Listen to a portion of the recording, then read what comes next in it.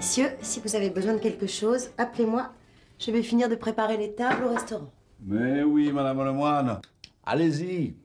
De toute façon, c'est bientôt l'heure de la soupe. Le premier jour, ça m'étonnerait que vous ayez beaucoup de monde. Si on était tous comme vous, Joseph, on ne ferait pas grand-chose dans la vie. Vous ne seriez pas un peu pessimiste? Je ne suis ni pessimiste ni optimiste, mais je connais la vie.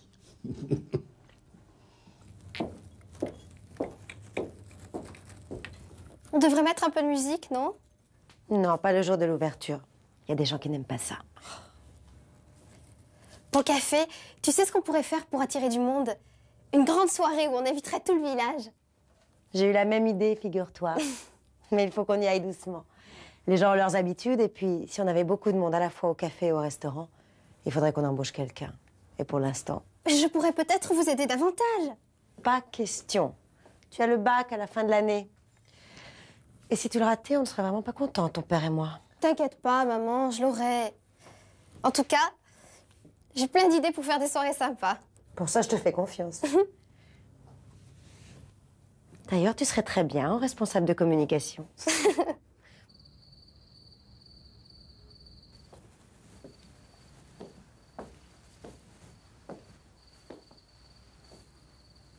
Excusez-moi. Vous n'êtes peut-être pas encore ouvert? Ah, mais si, nous vous attendions. Vous m'attendiez? Mais j'ai pas réservé. Ah non, enfin, je veux dire, un client est toujours attendu et bienvenu. Je vous laisse choisir votre place. Vous avez une préférence? Là-bas, ce sera très bien. Oui.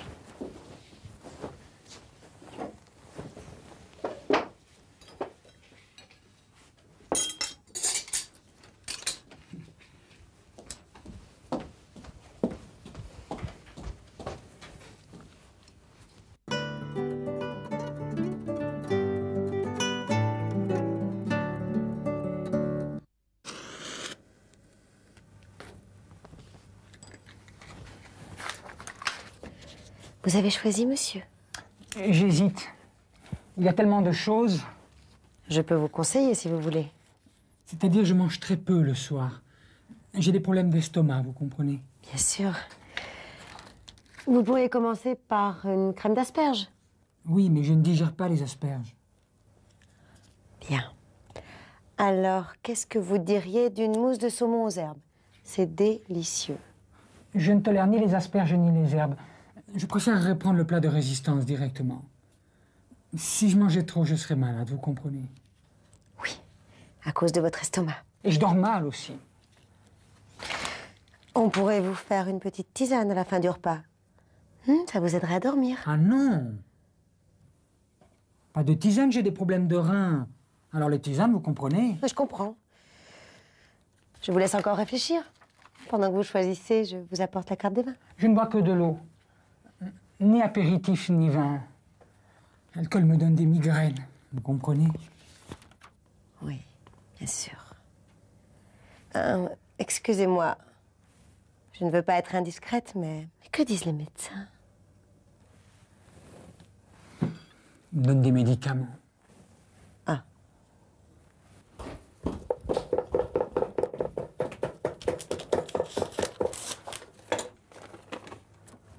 Steak grillé haricots verts. Ni entrée, ni fromage, ni dessert. Pas de pain et de l'eau. Ce n'est pas à toi qui avais peur que ma cuisine soit trop riche? Ah, le steak, bien cuit. J'espère que la viande vous a plu.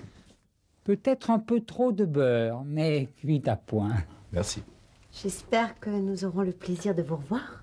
Certainement. J'aime beaucoup cet endroit. C'est très calme. Ce n'est pas comme avec l'ancien propriétaire. J'y suis venu une fois. Il y avait un monde. Et moi, le monde, je ne supporte pas. J'ai les nerfs fragiles, vous comprenez.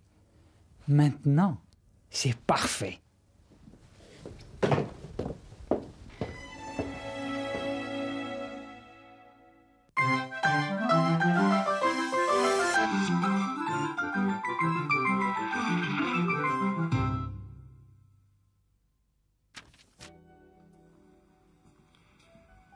Bonjour. Nous allons parler aujourd'hui des emplois du conditionnel présent. Le conditionnel présent permet de rendre les faits moins directs. On l'utilise premièrement par politesse. Alors, qu'est-ce que vous diriez d'une mousse de saumon aux herbes? Je préférerais prendre le plat de résistance directement.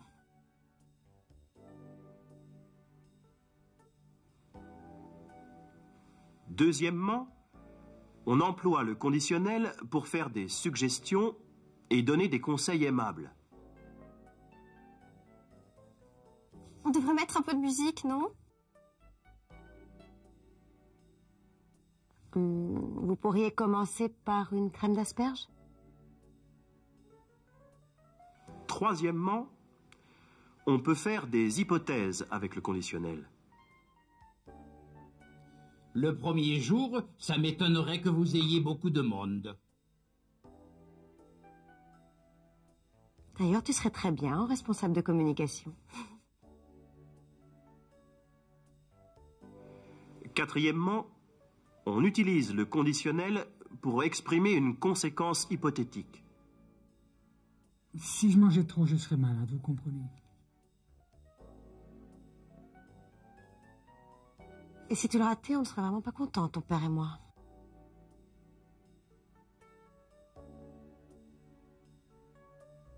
Si la grammaire était moins complexe, apprendre une langue serait plus facile, n'est-ce pas?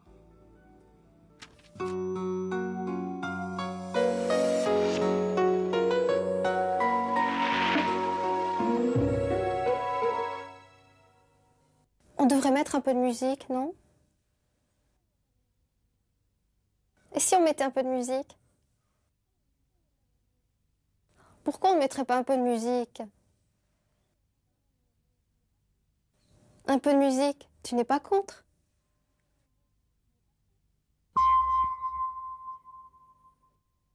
Excusez-moi, vous n'êtes peut-être pas encore ouvert? Mais si, Vous servez à partir de quelle heure? à partir de 20 h. Vous avez encore des tables de libre? Je regrette, monsieur, tout est réservé. Il vous reste de la place? Non, pas pour l'instant. Il y a une demi-heure d'attente.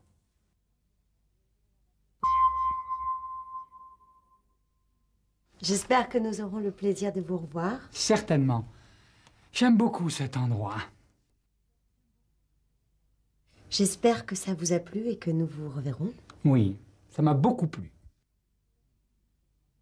Nous serons toujours heureux de vous revoir. Je reviendrai avec plaisir. Vous serez toujours le bienvenu. Et moi, je serai toujours heureux de revenir.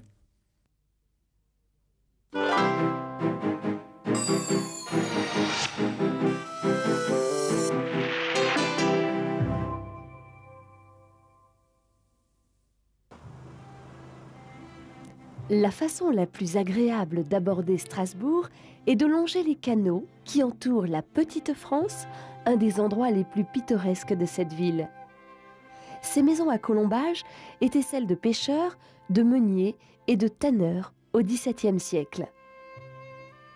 Aujourd'hui, les rues pavées de la Petite France sont réservées aux piétons et aux cyclistes. Très soucieuse des problèmes de pollution, Strasbourg s'est dotée d'un tramway ultramoderne et non polluant.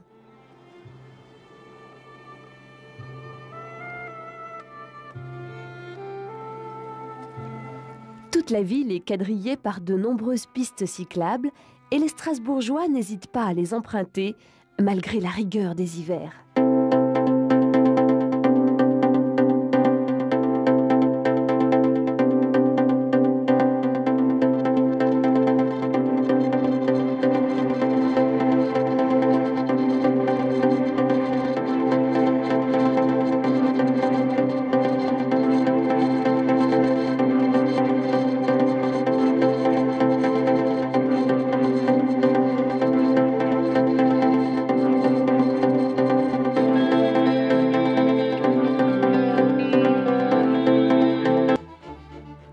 Strasbourg est le siège du Conseil de l'Europe qui comprend le Comité des ministres, l'Assemblée consultative et le secrétariat international.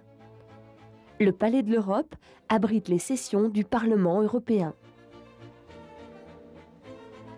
Au bord de l'île siège la Cour européenne des droits de l'homme dans les nouveaux bâtiments inaugurés le 3 novembre 1998.